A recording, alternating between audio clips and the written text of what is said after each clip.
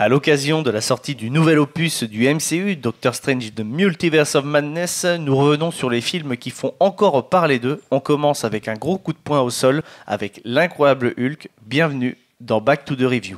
Si mes calculs sont exacts, lorsque ce petit bolide atteindra 88 miles à l'heure, attends-toi à voir quelque chose qui décoiffe.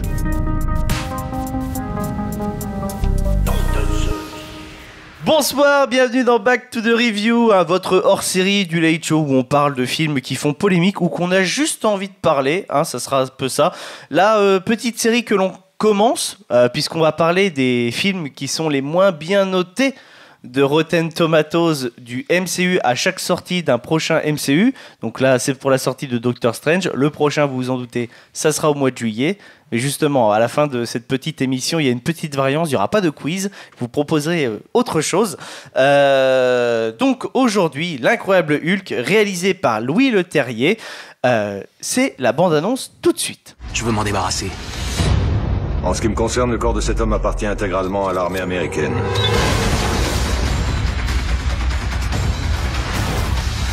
Ils veulent se servir de lui comme d'une arme. Si on les laisse faire, il nous échappera.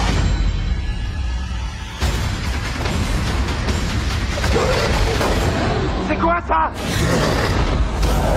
Il y a une seule chose pour le vaincre et elle est en moi.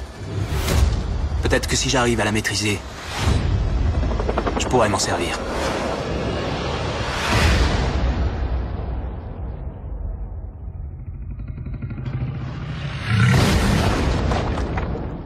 Après cette bande-annonce de l'incroyable Hulk, j'ai le plaisir de vous présenter les chroniqueurs qui vont pouvoir débattre avec moi. Il y a Esteban. Bonsoir Esteban. Bonsoir Dimitri. Il y a Jérôme. Bonsoir Jérôme.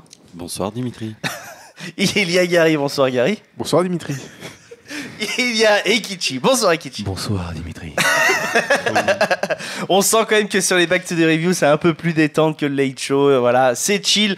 On va parler donc de l'incroyable Hulk réalisé par Louis Leterrier avec Edward Norton dans le rôle de Bruce Banner et William Hurt dans le rôle donc du général Ross qui est décédé malheureusement.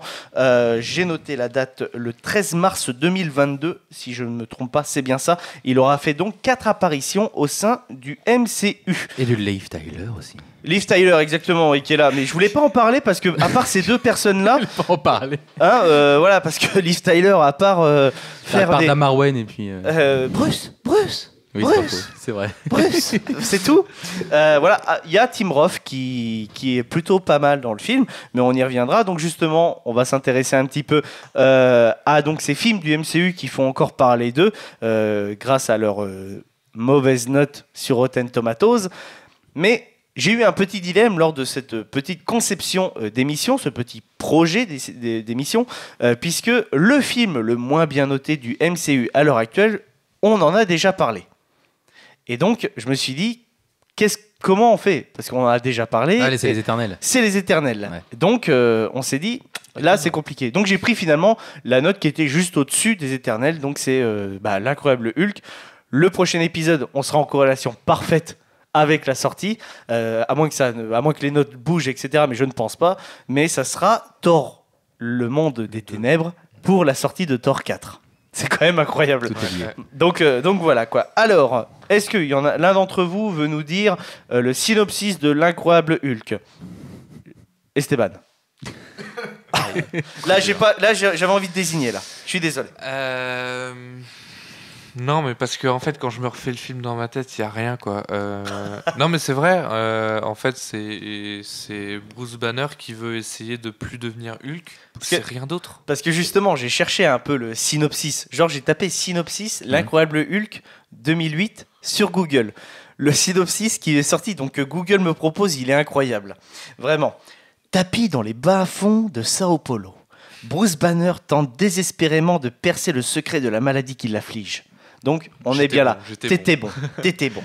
Repéré par l'armée américaine, qui entend dupliquer le modèle pour en faire une arme guerrière, il leur file entre les doigts et rentre aux États-Unis. Meilleure idée, sachant que t'es poursuivi par l'armée américaine. C'est quoi? Complètement con. Où il espère mettre la main sur le protocole médical qui l'a rendu mutant et également revoir sa fiancée, Elisabeth. biologiste qui l'a blessé lors de sa première transformation. Voilà le synopsis qui est présenté par Google. Et pour moi, c'est la suite du Hulk de Hulk Oui, 3. en fait, Alors- indirectement, c'est la suite, parce qu'au final, le premier Hulk raconte l'origin story. Donc, quelque part, comme l'origin story est en intro dans ce film et qu'elle est, voilà, Elle est en générique. Voilà, elle est switchée, on va dire, du film. Ça en est quelque part la suite, en fait. Alors- pour rebondir sur ce générique, moi je l'ai adoré. Ouais, Ah l'intro oui, est pas mal. c'était une super Oui, idée. oui, c'est une bonne idée, bref. Ça permet de. Oui, oui. Il a vieilli. Hein. Oui. Ah, il Oui. a grave vieilli. Un des meilleurs Oui. génériques de Marvel pour moi. Alors, si on prend un des meilleurs génériques Marvel sur un mauvais film, c'est Wolverine. Le premier, hein, vraiment Origins, Wolverine Origins, où il traverse toutes les épreuves avec son frangin. Ah oui. oh. Alors c'est bourré d'incohérences, mais c'est beau. Ah oui, ah non, parce que les deux Canadiens qui font la guerre de sécession aux États-Unis, ça c'est bijou quand même. C'est bourré d'incohérences, mais j'adore la scène, comment elle est tournée. Non, alors oui, oui et non. En fait, entre guillemets, quand tu recherches un peu par rapport au film de Ang Lee, donc qui lui devait être entre guillemets la révolution du cinéma à l'époque, donc qui est sorti en 2003 avec Eric Bana, c'est bien un reboot. Mais ils ont considéré en fait le film comme une suite parce que Ang Lee aurait écrit en fait la genèse d'un personnage. Ils ont gardé entre guillemets les personnages qui gravitaient autour de Bruce Banner, donc de Elizabeth Ross, du général Ross, etc. Et ils en ont refait en fait un nouveau départ. Mais ils le prennent en compte sans en prendre en compte. Tu vois ce que je veux dire ? Et c'est pour ça que dans le film, au bout d'un moment, ils en parlent comme quoi le générique du début que l'on voit dans le film, ça se passe en 2003, qui fait en fait une corrélation avec le film qui est sorti en 2003. On rappelle l'Incroyable Hulk qui est sorti en 2008. Jérôme ? Alors attendez, le générique c'est parce qu'on voit Banner dans la machine, C'est ça. etc. D'accord, eh ben oui, alors ce générique, il vient de la série télé qu'il y avait avec Bill Bixby, qu'il y a eu dans les années 80, et où du coup on suivait, en fait, toute la genèse en fait était dans le générique. Donc on apprenait que Banner il avait fait des expériences avec les rayons gamma et que du coup il avait testé le truc sur lui-même et puis effet pas cool, il se transforme en Hulk, il pète tout. Et donc ça c'était ce qui était dit dans le générique, et ensuite on retrouvait Banner à chaque fois en exil quelque part sur les routes, quelque part aux États-Unis, en essayant de refaire un peu sa vie, de rester finalement sous les radars pour pas se faire repérer. Et puis évidemment à chaque fois il y a une péripétie qui va faire que il est obligé de s'énerver. Et puis il se transforme, etc. Et c'était un catcheur, un bodybuilder mexicain peint en vert avec une moumoute qui incarnait le Hulk, etc. Moi je me souviens, j'avais tous les DVD de cette série-là à l'époque, et moi j'avais trouvé ça plaisant. D'ailleurs, en plus Banner s'appelait David Banner et pas Bruce. Et il y a deux clins d'œil à cette série.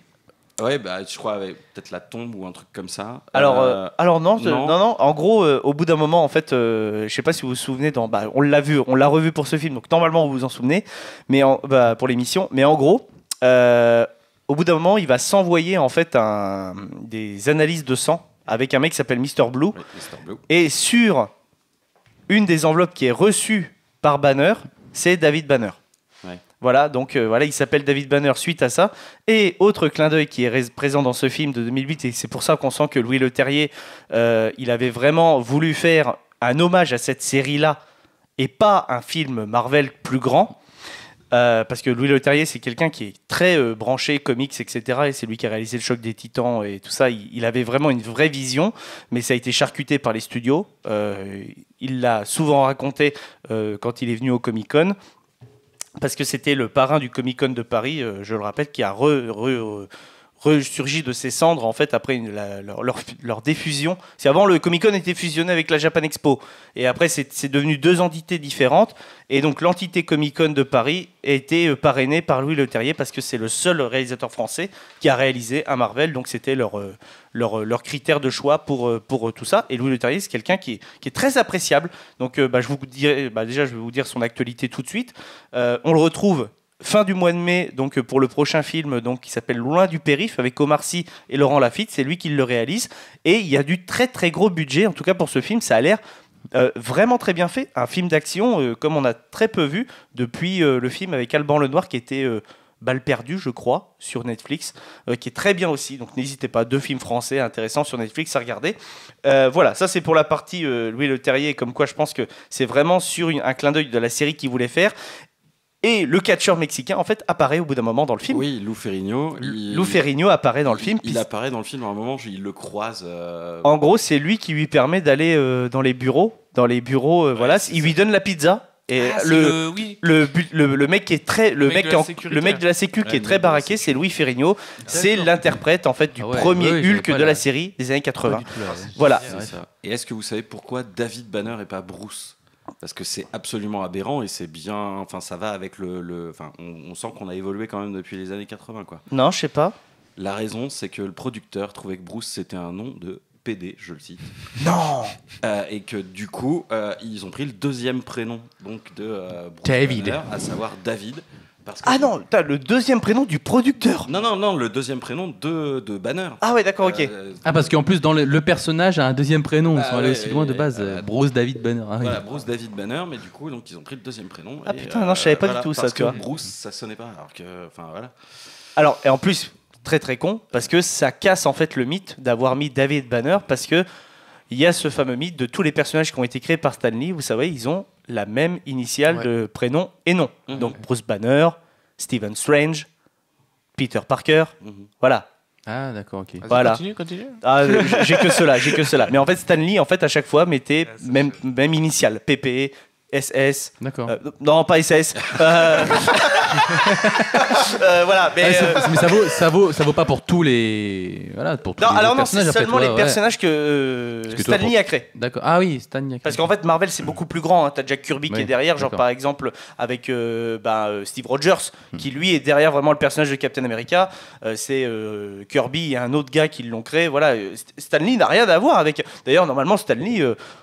Il devrait même pas être en caméo dans Captain America. Il a rien à voir avec le personnage de Captain, tu vois. Oui, c'est juste pour le côté même de Tony Stark, tu vois. Ouais. Mais par contre, c'était un des personnages qui a vraiment voulu que Marvel évolue au cinéma. Et donc c'est pour ça qu'il a fait souvent des apparitions dans ses films. Bon, ça a commencé avec les Spider-Man de Sam Raimi. On a ce fameux caméo, donc avec la fameuse bouteille avec le sang dedans. Voilà. Bon, là, on s'égare. On est plutôt dans les détails, mais c'est pas mal de vous contextualiser un petit peu la chose sur l'incroyable Hulk. Maintenant, je vais vous poser la question.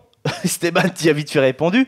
Toi, qu'est-ce que tu en as pensé de ce film là, en le revisionnant avec maintenant quand même une bonne dizaine d'années, un peu moins dans la gueule et dans le MCU plus, avec ce que nous a... Non, 2008. Ah oui, 2008, ouais. Ah oui, carrément plus de 10 ans, ouais. Non, mais moi, étonnamment, j'ai pas... je vais pas autant cracher que vous sur ce film, je pense. Alors... Parce que j'ai passé quand même un bon moment, en fait, au final. Non, c'est vrai. Alors qu'il y a des films, Les Éternels, c'est la purge. Tu vois, tu vois, justement, moi, ce film-là m'a fait prendre conscience que Les Éternels, c'était pas si mal. Ah ouais. Peut-être, ouais.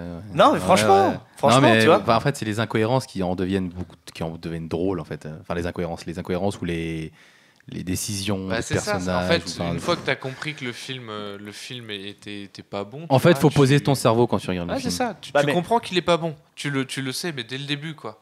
Dès le début, tu comprends que ça va être bizarre. Déjà, je revois l'espèce de chaman qui fait la danse du ventre là dès le début. Mais déjà, ça commence là, tu vois. Tu te dis, qu'est-ce que c'est cette connerie? Et non, c'est pour se contrôler. Le film n'est pas forcément très bon. Maintenant, vas-y, je vais le regarder, je vais passer un bon moment, et j'ai passé un bon moment. J'ai beaucoup rigolé, mais je suis quand même triste pour ce film. Alors, je vais me garder cet argument un peu plus tard, mais j'en aurais voulu autre chose, moi, de ce film. Et je trouve que les effets visuels du Hulk sont bien faits, en fait. Même maintenant, moi, ça m'a pas déplu, tu vois. Et ce côté... alors, on l'a pas assez pour moi, du coup, mais... on le voit beaucoup au début, on nous le cache. Il est dans l'ombre, on le voit pas se transformer. Ce côté-là, ça rajoute un petit peu de puissance au mythe. Et ils font partir ce petit truc qu'ils avaient entre les mains très vite, hein, malheureusement. Mais et ça, c'est un code qui est utilisé dans énormément de films, même horreur, même ouais, avec un héros, il est toujours caché au début du film et après, voilà. The Batman. Oui, aussi. Encore. The Batman, Ils moi le je pensais font plutôt à Alien en fait. Hein. Ou Vraiment, Alien, je rappelle quand même que exactement. le Alien, si tu prends le premier film, tu vois très très peu la bête. Hein. Elle est souvent dans l'ombre, etc. C'est ce qui fait la force du film et surtout c'est ce qui a fait la force du tournage. Parce que finalement, tu verrais le On sait costume pas, de ouais. base, il était pourri.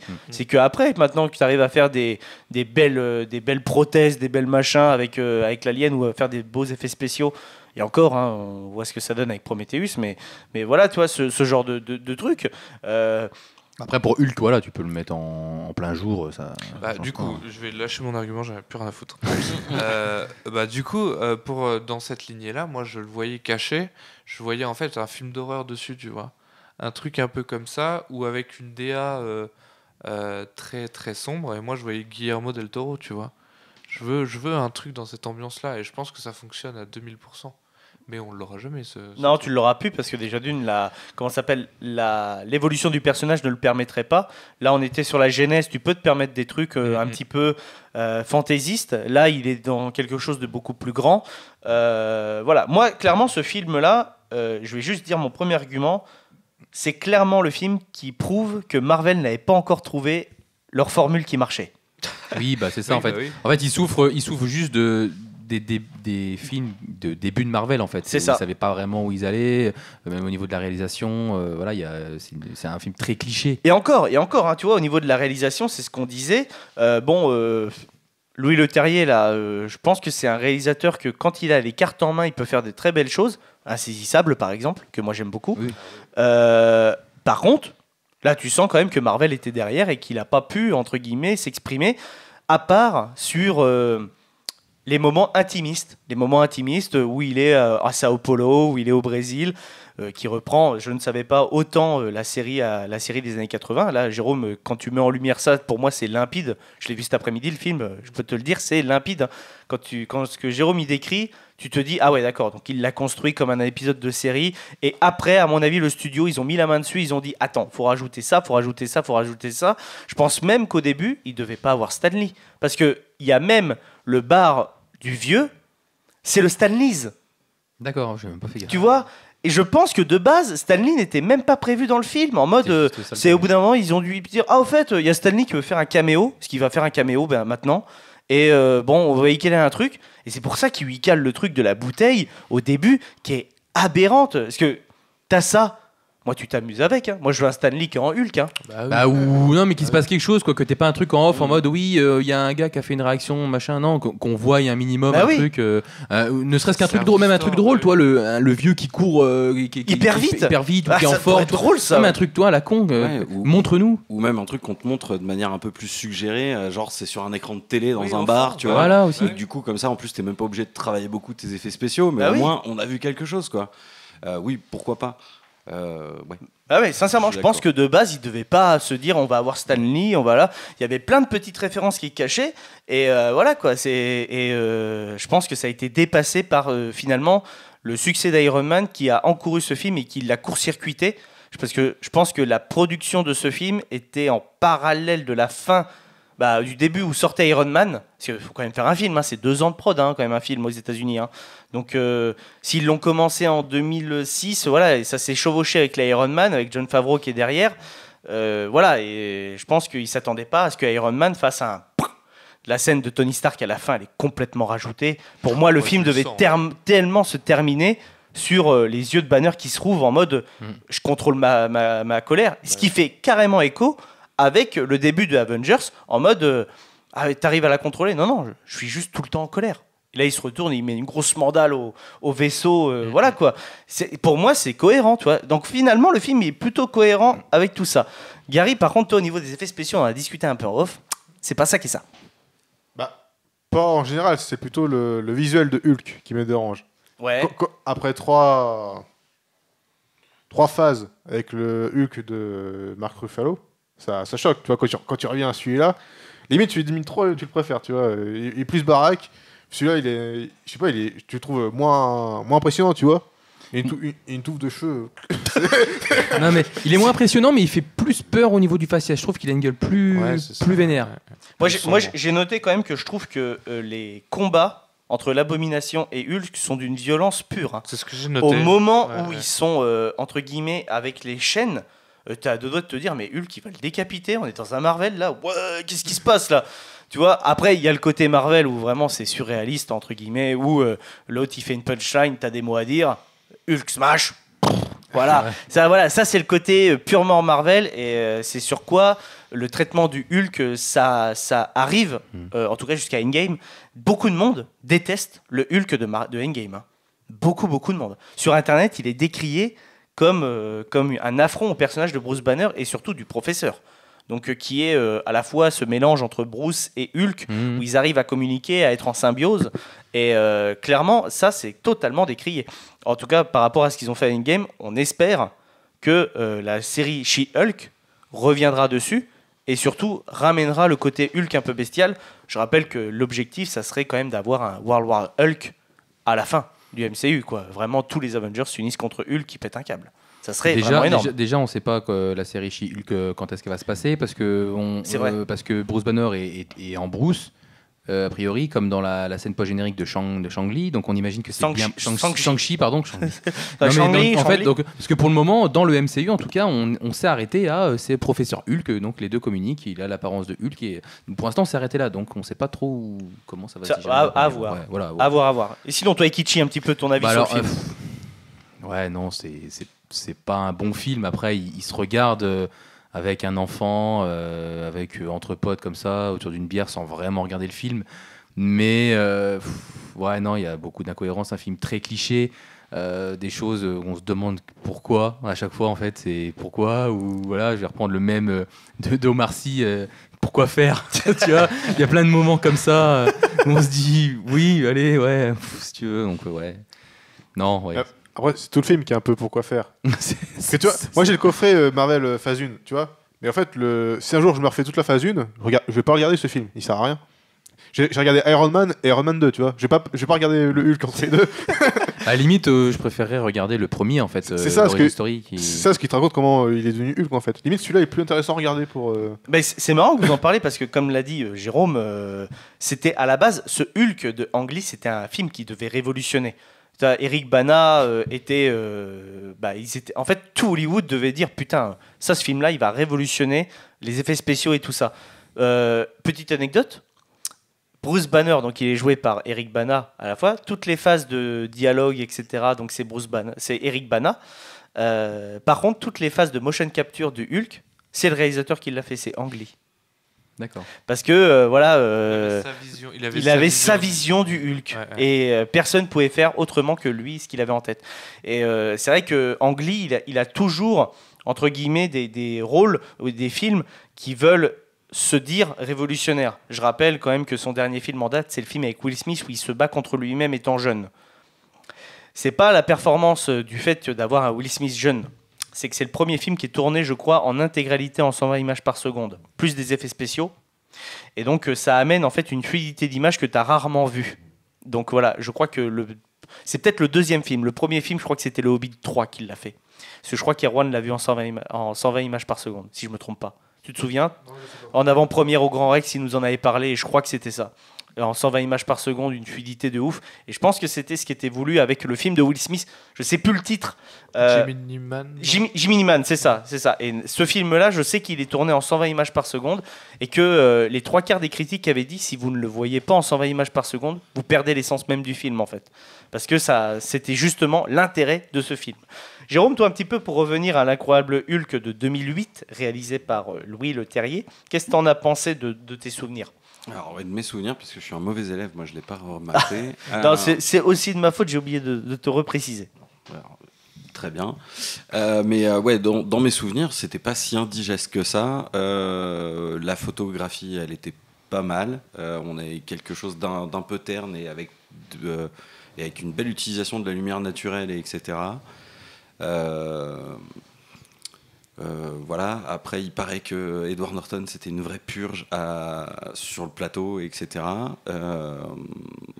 Comme beaucoup. Comme souvent, a priori. Comme souvent, apparemment. Comme souvent, a priori. Voilà, c'est vrai que c'est très violent, le combat contre l'abomination, mais justement, là, tu te dis ok.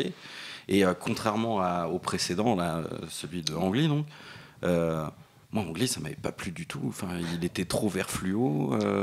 Je sais que mon père a pas aimé du tout non plus. Parce que j'ai vu le Ang Lee au cinéma avec mon père et il m'a dit mais c'est quoi cette granité là, tu vois, c'est quoi ce truc à la pomme là en fait, il était trop vert, trop BD. Oui. Et mon père, ça l'a sorti du film parce qu'il y a beaucoup de transitions à la BD. Et puis les transitions BD, moi, ça m'a fait gerber. Enfin, je me suis dit mais non. Alors d'accord, c'est une proposition de cinéma peut-être. De montage. De montage, enfin ouais, parce que du coup, tu es en train de nous montrer plusieurs actions en même temps, etc. Et au lieu de faire des transitions. Alors après, quand c'est aussi montré aussi couillu, je pense que c'est pas que au montage. Hein. Je pense que ça a été réfléchi déjà. Oui, ça a été réfléchi. Ouais, évidemment, ça a été réfléchi avant. Enfin, il y avait une vraie intention, mais franchement, mec, je suis au cinéma, j'ai pas envie de voir une BD. Et là, du coup, celui de Le Terrier, ouais, j'avais l'impression de voir un film. Et tu te disais, bah ouais, ils ont pas encore trouvé la recette magique Marvel. Bah tant mieux en fait. Parce que franchement, on bouffe que du Marvel depuis une décennie.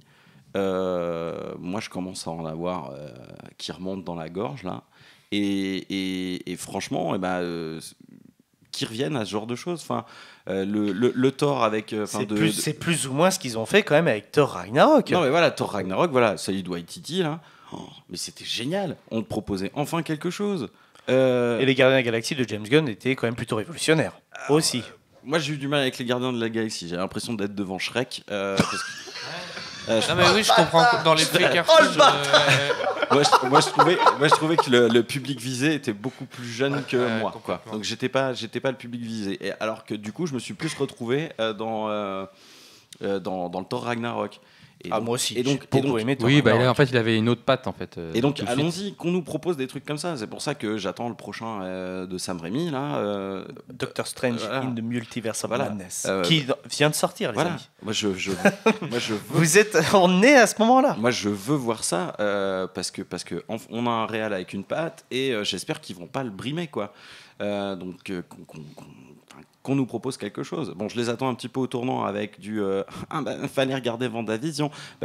Franchement, tu me fais ça film. Déjà dans la bande-annonce, ils font une petite allusion. Après, je sais pas. Je ne regarde pas la bande-annonce. Elle est passée tout à l'heure au cinéma. Je me suis couvert les yeux. Je ne veux pas voir. Non.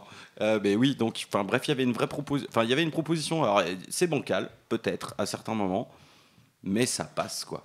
Il y avait une patte de réalisateur encore. Oui, donc, clairement.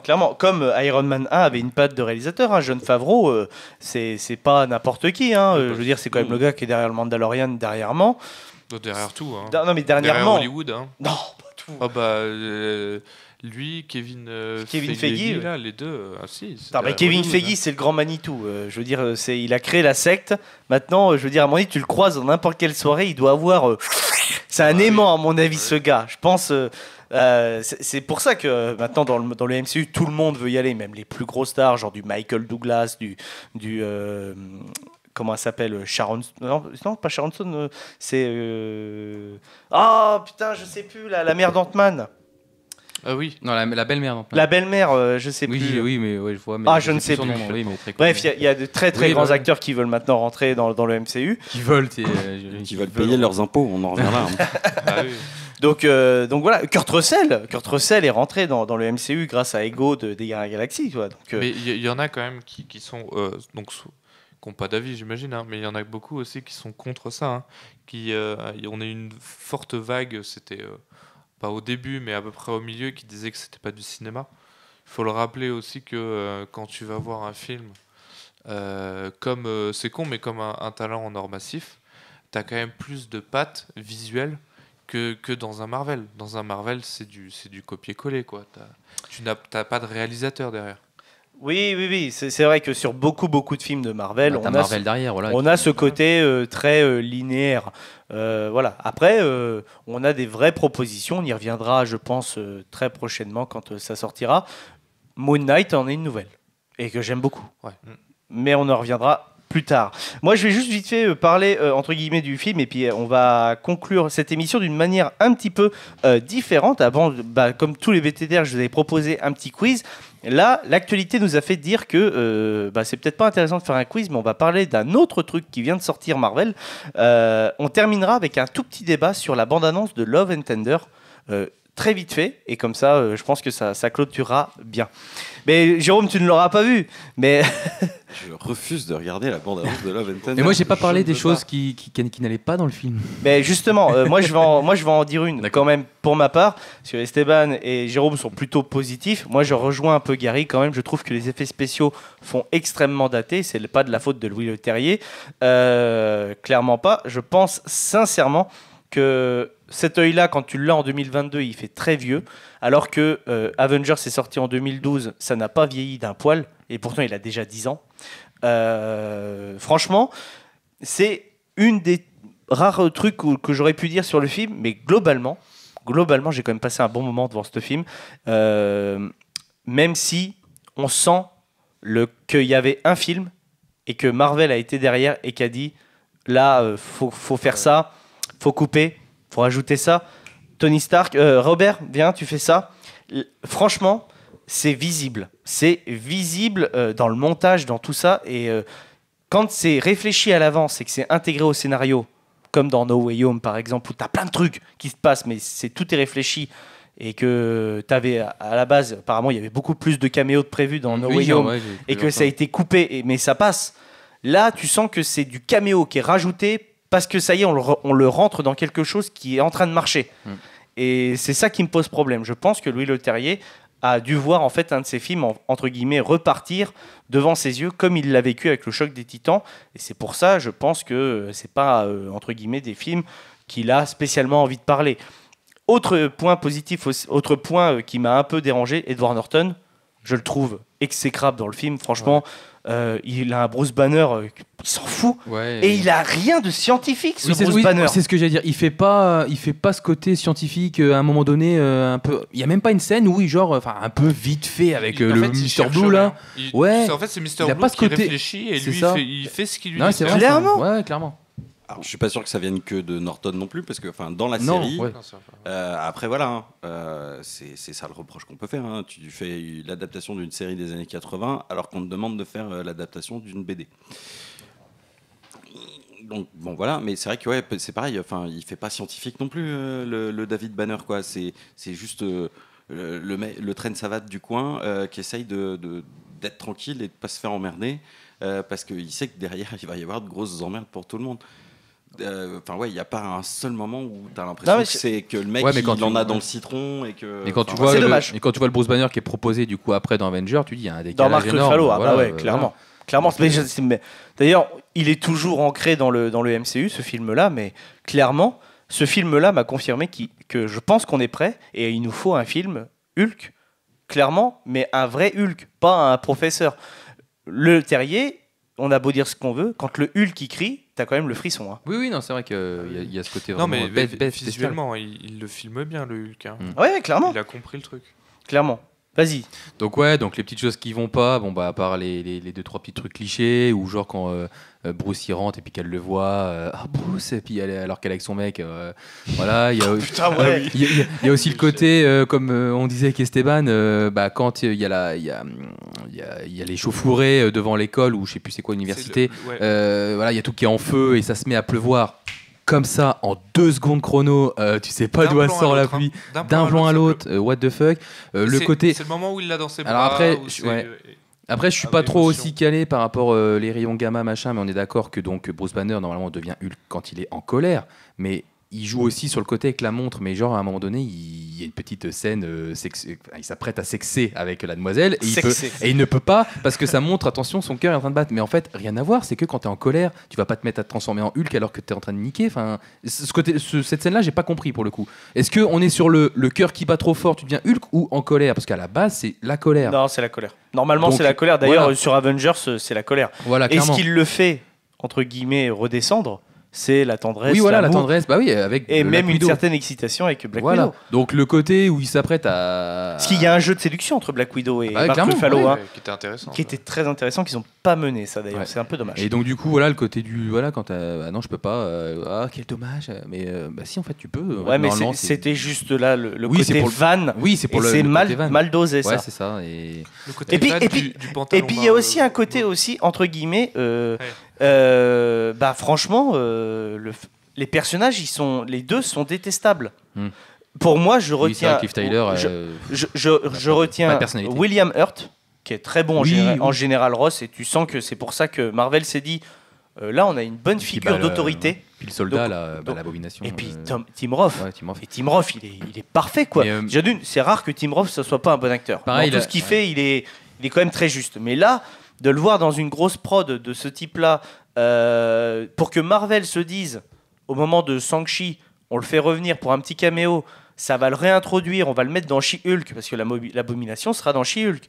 C'est Tim Roth qui a refait la motion capture, c'est Tim Roth qui fait tout Parce qu'à la fin du film, à la fin du film, il est couché par terre. On ne sait pas ce qu'ils en ont fait non plus. Ça aussi, Non. gros problème. Enfin, on les voit pas le prendre, le Bah, gros capturer problème quoi. ou pas, ça laisse un- Ouais, ça laisse ouvert, ouvert. Après, Et voilà, là, il y a- plus ou moins, tu sais que l'abomination s'est mis un petit peu Mais pareil, la dans une subtilité. société un peu bresson et Ouais.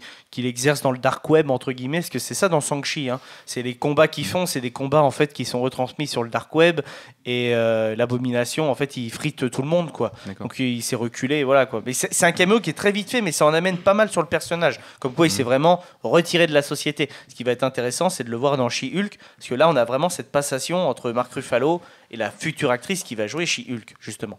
Donc Après, Donc le côté voilà. aussi subtilité, quand l'autre il dit injectez-moi le truc, mais on sait pas ce que ça va donner avec ce que vous avez pris. Ça se trouve, ça va être une abomination.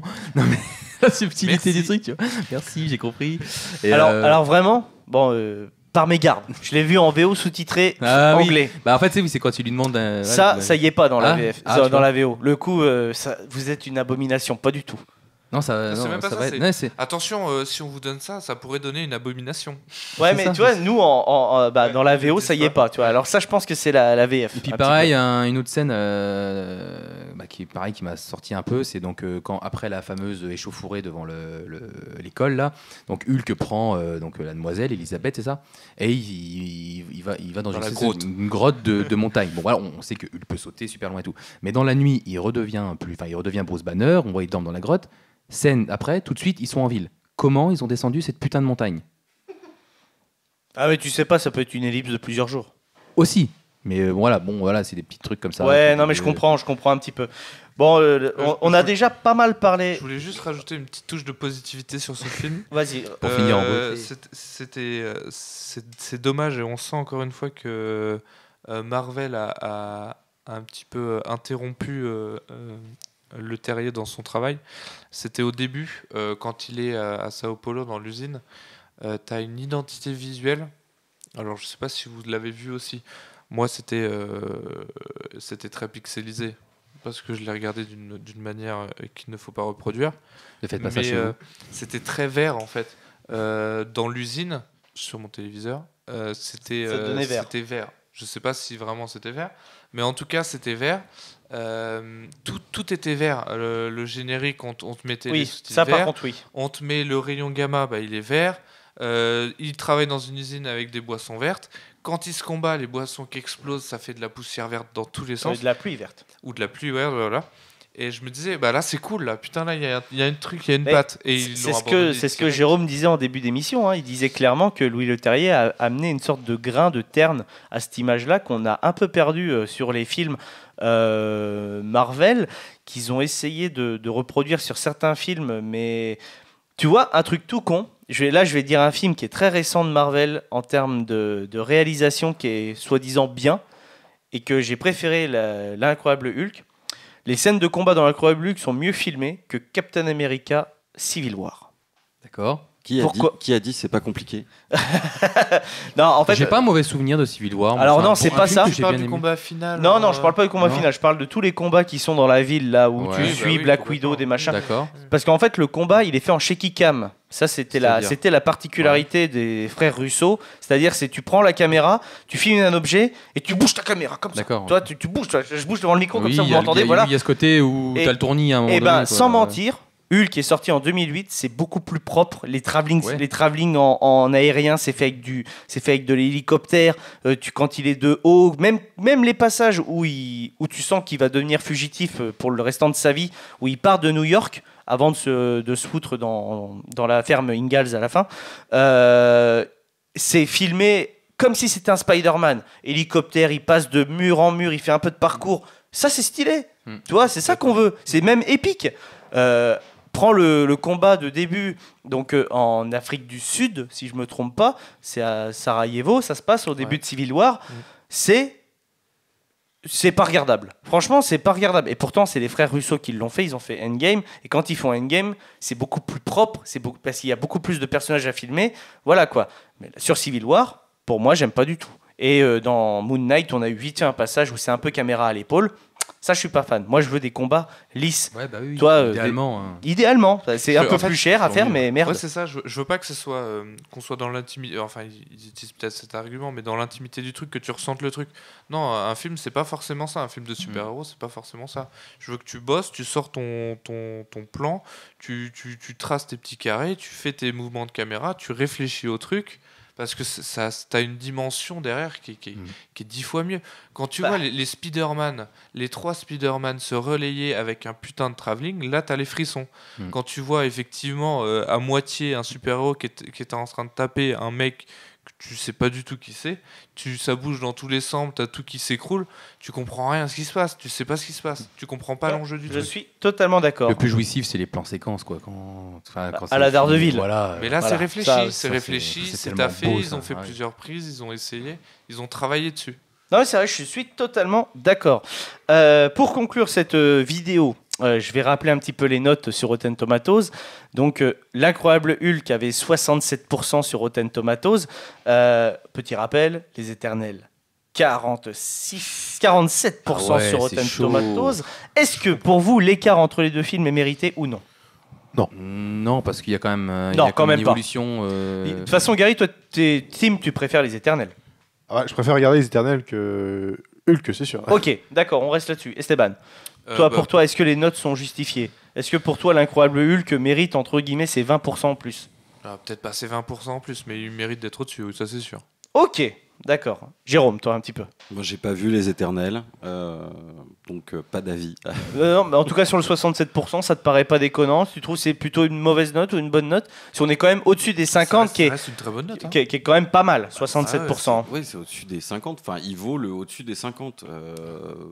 Ouais, non, je pense que la note, elle est justifiée. Ok, c'est bien. Moi aussi, c'est ce que j'ai mis. Pour moi, les 67%, ils sont bien. En sachant que c'est un site qui donne des notes. Ouais. Voilà. On rappelle, Interstellar est le film le moins bien noté de Christopher Nolan. Clairement. Du coup, je sais pas si c'était pertinent de prendre ce support. Non, mais c'est le site de référence. Oui. C'est le site de référence. Non, mais tu vois, quitte à choisir, je préférais me remater les Éternels, que j'ai vu qu'une fois, mais qui, du coup, après, voilà, Marvel, en 10-15 ans, a vachement évolué et on propose d'autres choses. Après, les Éternels souffrent aussi de pas mal de points, mais visuellement, en tout cas, non, je préférais me remater les Éternels. Visuellement, c'est très joli. Voilà. C'est vrai, je suis complètement d'accord. Eh ben, écoutez, les amis, merci en tout cas pour ce petit débat sur l'incroyable Hulk. On va faire un petit dernier débat sur la bande-annonce de Thor Love and Thunder. Tout de suite, petit extrait. N'oublie pas ce que je te dis. Quand tu te sens perdu, trouve du réconfort dans le regard d'une personne que tu aimes.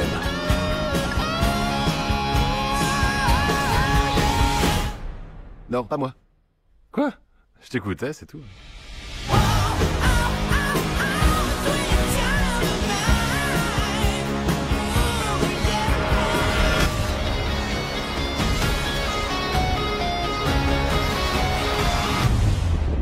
Bon, c'est parti. Donc, après ce petit court extrait de la bande-annonce de Love and Thunder, Gary m'a repris donc, juste avant pour cette petite prononciation.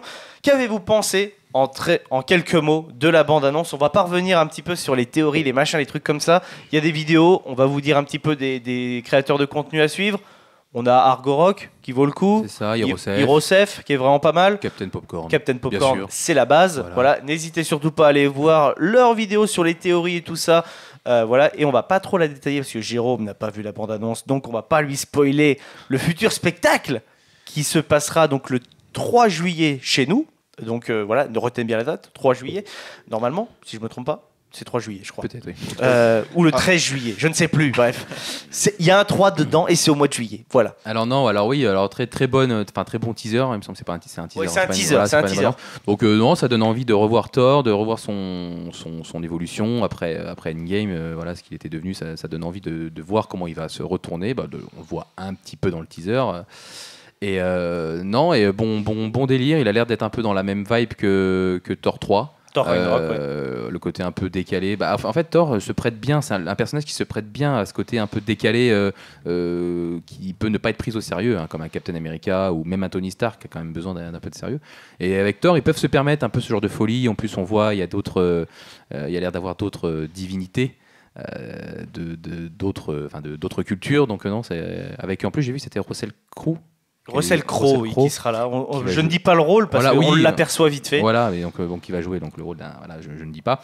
Mais non, hâte de voir ce que ça peut donner, tout ça, parce que maintenant on sait qu'avec l'étendue de l'univers, comme avec Moon Knight, on sait que les divinités existent de tout horizon, donc ils peuvent se permettre encore plus de folie. C'est ça. Et donc j'ai hâte de voir ce que ça va donner. Donc hâte pour Thor, Thor 4, qui sortira le 13 juillet, j'ai eu confirmation par Jérôme. Esteban. Alors moi j'ai un aspect particulier avec les bandes annonces, c'est que je me fie plus du tout à ça, parce qu'en fait on fait dire tout ce qu'on veut à une bande annonce. Non, mais c'est surtout que maintenant Marvel manipule très bien les. Voilà, c'est ça. Les donc gens, en fait je suis même plutôt contre en fait. Donc je les regarde parce que je suis fan de service. Mais je sais pas à quoi m'attendre. Je préfère. Va y avoir l'aspect Gardien des Galaxies, l'aspect très cartoon. Ça, je suis un peu sceptique parce que. Moi aussi, je suis carrément sceptique sur ce passage. Sur Thor, ça me fait même un peu de peine, hein, parce que moi, Thor, pour moi, c'est Viking, tu vois. Moi, je veux voir un truc Viking. Surtout après. Fuchsia, tu vois. Surtout après Infinity War, où on a un Thor exceptionnel. Voilà. Infinity War, oui, c'est le summum. Ah oui, il est au summum, et du coup, le faire redevenir un peu cartoon, comme tu dis, c'est vrai que ça peut avoir ce côté un peu décalé. Ouais. Par contre, maintenant, c'est que l'affiche qui me fait dire ça. Hein. C'est ça. Maintenant, la bande-annonce. Alors, non, c'est pas l'affiche, moi, qui me fait dire ça. Moi, c'est vraiment la bande-annonce avec le côté gardien, où tu as l'impression que maintenant, les gardiens, ils sont associés à deux de QI. Ouais, c'est ça. Ça c'est quand même. Non, mais oui, je suis d'accord avec Jérôme. Voilà. Non, mais franchement, mais c'est ça, c'est un peu dommage. Alors que moi, l'affiche, justement, je la trouve très rock, très 90. Vraiment le côté. un peu trop flashy quand même. Ouais, j'aime bien. Le costume, j'aime le côté. J'aime ce côté vraiment très 90, très rock. Le côté qu'on avait un petit peu dans Ragnarok, qui était très 80, très électro. Voilà, moi, ce que j'avais beaucoup apprécié, en tout cas de l'univers de Thor 3. J'avoue, franchement, je suis très hypé par Thor, donc je vais pas trop m'étaler dessus. J'attends de voir le film. J'espère de tout cœur que les gardiens n'auront pas une grande place dans le film, parce que là, sinon, je risque d'être extrêmement déçu. Et je sais que le film va être tourné sur un humour qui ne me correspond pas. L'humour des Gardiens 2, je le trouve vraiment pas drôle. C'est apparemment ce qui se rapproche le plus de Peacemaker, la série. On m'a un petit peu déconseillé de la regarder. Merci Alban si tu passes. Voilà, mais en tout cas, franchement... James Gunn, c'est à petite dose pour moi. J'avais adoré le premier, j'ai été très déçu du 2, malgré la scène de Yondu qui relève le film, hein, je précise.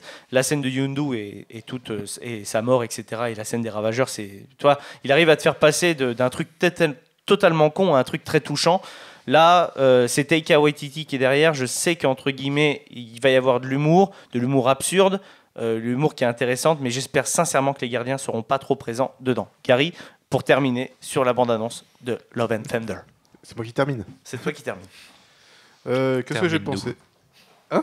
Pas moi. Parfait.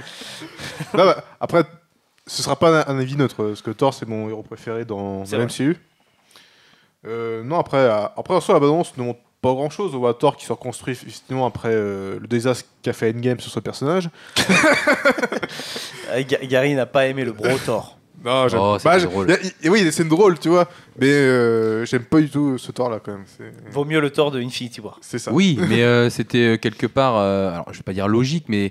Voilà, la moitié ils ont échoué, donc quelque part c'était logique qu'il y ait des personnages qui sont partis en dépression, que d'autres qui ils ont échoué pendant 5 ans. Non, après ouais. Non. Après une scène, je suis marre de rire, c'est quand tu vois Thor assis avec ses lunettes avec une bouteille de bière et qui répond plus quand on lui parle, tu vois. Oui. Ça, je suis marre de rire à chaque fois. Donc sur la bande-annonce, alors... Après, sur la bande-annonce, oui, on voit Thor qui se reconstruit un peu, tu sais, qui se remet au sport, tu vois, pour retrouver un peu son corps d'avant. On retrouve l'ancien Thor, tu sais, il a les longs cheveux. Ouais, qui fait un peu d'émission avec les Gardiens de la Galaxie au début. Puis ouais, il se reconstruit. Après, la bande-annonce ne montre pas plus de choses. Ouais, que ça. après- Non, c'est vrai, tu as raison. Après, il y a, Sauf le twist final, mais on va pas le dire. Mais... c'est vrai, on ne va pas le dire. Il y a un petit twist final qui remonte un personnage qui revient. Le retour. C'était la session d'enregistrement basée sur le retour. Voilà. Je suis quand même très très curieux de la bande son encore une fois. De Moi ce film. aussi. Déjà, j'aime Parce que c'est des années qui me parlent beaucoup en termes de musique. Donc je suis très très curieux et j'en attends beaucoup pour le coup. Voilà. Mais voilà, sinon après, oui, je pense que c'est le film que j'attends. Le film de la phase 4 que j'attends le plus. Avec Doctor Strange 2, ouais, c'est un des films que- Doctor Strange, un peu en dessous. Non, Ah peut-être ouais plutôt au même niveau que No Way Home, tu vois. D'accord. Ok. Non. Moi, je les attends les deux tout autant parce Ouais. que je pense qu'ils vont amener des choses différentes chacun. Mais Doctor Strange 2 va quand même être une dinguerie. Post Doctor Strange, c'est Thor que j'attends le plus. Il y en a pas d'autres après. Que ce soit le Black Panther, le Gardien 3, même l'épisode spécial Noël qui sortira sur Disney+, je les attends, je vais les regarder. Mais vrai, c'est même, pas, c'est même pas à la hauteur de Thor. Même Ironheart, tout ça, ouais, c'est vrai que c'est moins, il y a moins cette hype, je trouve. Ouais, mais je vais les regarder. Il y a peut-être il y a Captain America 4 aussi. Enfin. Non, c'est pour le moment, c'est pas confirmé Ah, du c'est pas tout. Et confirmé. apparemment, c'est peut-être genre une annulé. fake news, etc. Ah, Il n'y a d'accord. pas de tournage de prévu. Enfin, bref, ouais, il y aura un prochain Avengers ou pas prévu? Pas tout de suite, hein. Pas tout de Au suite. moins dans 5 ans. Ah oui. Attends, il faut déjà Il faut refaire tous les personnages, Faut etc. refaire une team, Parce que hein, chez en général, t'as 4-5 films et hop, un Avengers, tu vois. Non. C'est une Ouais, phase, mais tu vois. faut Non, non, faire pas une du team. tout. Là, déjà d'une, dites-vous bien que le méchant de la phase, on l'a aperçu dans Loki. C'est tout. Oui, ok, chaud. Donc c'est même pas ça. Là, c'est Loki, c'était la première phrase du prologue du méchant. Puis il y a il y a Ant-Man 3 voilà, aussi. Quantum Mania. Là. Ça, si, ça. Ouais, Quantum Mania. C'est Ouais. ça, il me semble. D'ailleurs, ce logo incroyable. Opolopo. Vous l'avez vu ce Quantum Non. Mania? Bah, et vous tapez Ant-Man, Ouais. Quantum Mania logo. Ouais. Le Quantum Mania, tu n'arrives pas à le prononcer. Ah ouais Tu n'arrives pas à le lire. En fait, c'est du Opolopo. C'est des D'accord. ronds partout. D'accord, ah oui, c'est Impressionnant. une calligraphie. Ouais, tu regarderas. Bref. Ok, bon bah écoutez les amis, c'était notre premier épisode, peut-être un petit peu plus long de BTTR, mais bon, quand c'est Marvel, c'est toujours plus long. Hein, Plus c'est long, plus c'est bon. Exactement. On vous fait des gros bisous. Hein, n'hésitez surtout pas à nous donner votre avis sur Doctor Strange in the Multiverse of Madness. Nous, on reviendra pour en parler, bien entendu. N'hésitez surtout pas à nous suivre sur Internet, les réseaux sociaux, Facebook, le Late Off et Instagram pareil. On se retrouve très prochainement sur Internet pour parler cinéma. Salut à tous.